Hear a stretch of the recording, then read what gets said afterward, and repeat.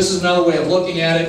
And this was the bill that is in the Senate, which is referred to as the Kennedy-Dodd bill. Late Senator Kennedy, obviously, and Dodd, when they passed the bill out of the Senate Health Committee, this was the Congressional Budget Office estimate of what it would cost, $1.4 trillion in new spending. Now bear in mind that I'm going to show you a number in just a minute, which I think gets to the more true number. But that's the estimated cost of the bill, the Senate bill, over the first 10 years. Now, next slide. The far chart over there, the 2.2 trillion number, represents the cost over the 10 years once it's fully implemented.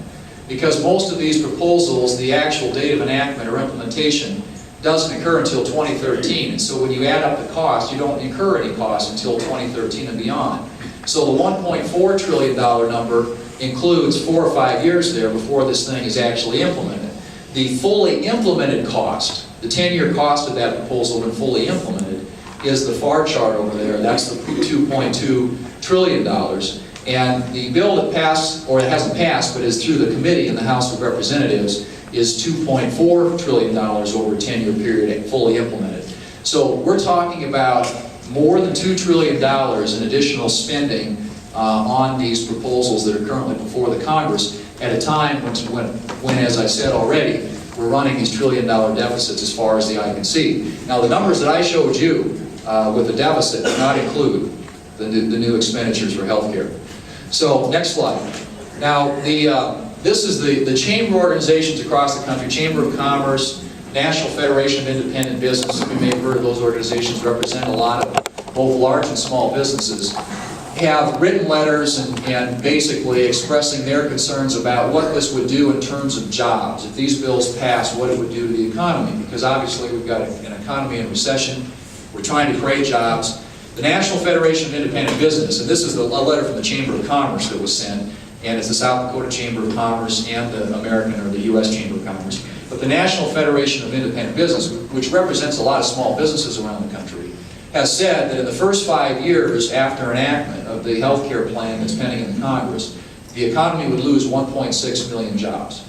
And the reason for that is, to pay for a lot of this, it would raise taxes on small businesses. So when you raise taxes on small businesses, a lot of those businesses, what do? Well, they've got to cut costs. And so they start laying people off. And so the NFIB's estimate is 1.6 million jobs lost in the first 5 years after implementation of this. So not only have you got the deficits and the fact that this thing doesn't bend the cost curve down or reduce costs, but also, according to the people who follow this stuff, they believe that it's going to cost the economy a lot of jobs. We're going to lose jobs at the same time. Next slide. Now this is the last thing I'll show you, because the final, I think, point that's important about this is that not only are you talking about impacts at the federal level and federal taxes, but you're also going to see impacts at the state level, because with the expansions of Medicaid that are proposed in these bills, you're going to see a significant increase in the revenues that are going to be necessary at the state level to match the federal dollars that come in or that are required as a result of the expansion of Medicaid. And so what Governor Rounds, and by the way, Governor Bredesen from Tennessee, who happens to be a Democrat governor, called this the mother of all unfunded mandates.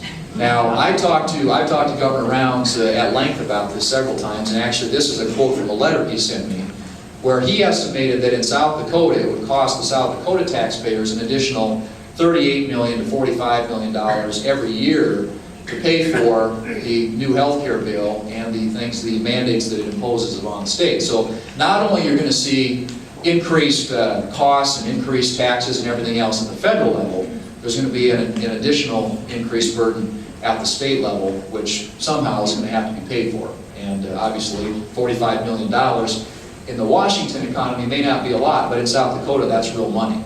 And so trying to come up with an extra $45 million a year, and he told me that's the conservative estimate. So anyway, I think that's the last slide, isn't it, Wes? Great.